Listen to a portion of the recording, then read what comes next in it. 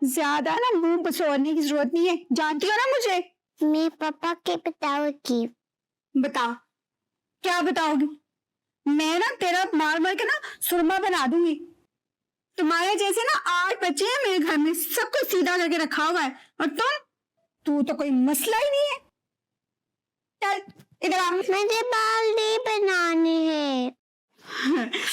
जब मेरा बच्चा, मेरा चोनू, मेरा गोलू, पापा को नहीं बताना, समझी ना? साहब जी आप जा रहे? Oh my baby, oh my baby. Najma, मैं तुम्हें एक बार नहीं बार बार कह चुका हूं कि ये अपनी रिश्तेदारियां कम करो। इस घर को तुम्हारी जरूरत है, समझी? अच्छी खासी तनख्वाह लेती हो तुम, और जो लोग वक्त की पाबंदी नहीं करते ना, सख्त नफरत है मुझे उनसे। आप तो जानते हैं साहब जी, एक मसला हो गया था इसलिए मुझे जाना पड़ा, वरना आपको पता है कि बीबी जी के गुजर जाने के बाद मैंने इस घर में खिदमत की कोई कसर नहीं छोड़ी।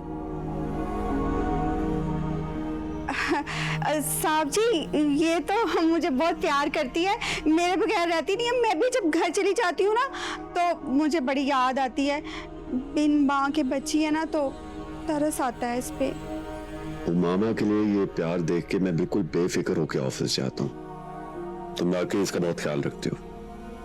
जी साहब जी आप बिल्कुल बेफिक्र होकर जाए, मैं इसका अच्छे से ख्याल रखूंगी। आज मैंने इससे वादा किया था कि मैं इसको घुमाने ले जाऊंगा। क्यों आया बेटा, जाओगी ना? आराम और अनाया कहाँ है? साहब जी वो तो ऊपर अपने कमरे में है, आज छुट्टी है ना।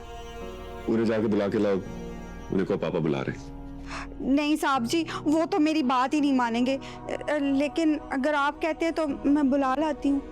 अच्छा ठीक है, रहने दो। वैसे भी आज का सारा दिन मैं उमामा के साथ गुजारूंगा। ओके चलिए।